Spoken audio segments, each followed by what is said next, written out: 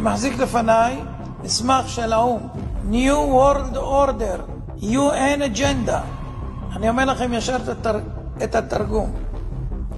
סדר עולמי חדש של האו"ם בין השנים 2021 עד 2030.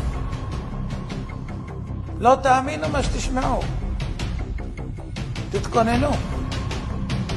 קחו אוויר, תנשמו, ואל תתייאשו, יש אלוהים למעלה.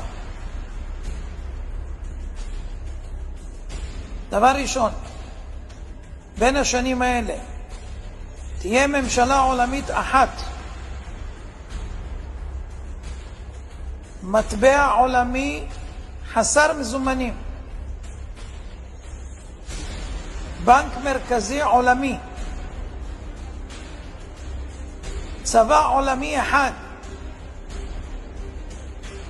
סוף הריבונות הלאומית, סוף כל הריבונות הלאומית, סוף כל הרכוש בבעלות פרטית, סוף התא המשפחתי, סילוק אוכלוסין, שליטה בגידול האוכלוסייה וצפיפות האוכלוסייה, חובה מרובה בחיסונים, הכנסה בסיסית אוניברסלית, הכוונה משכורת סנע,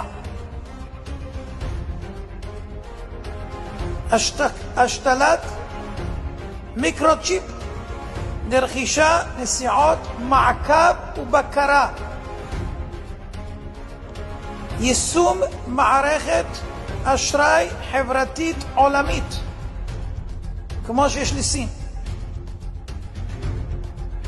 טריליוני מועמדים המחוברים למערכת הניטור G5,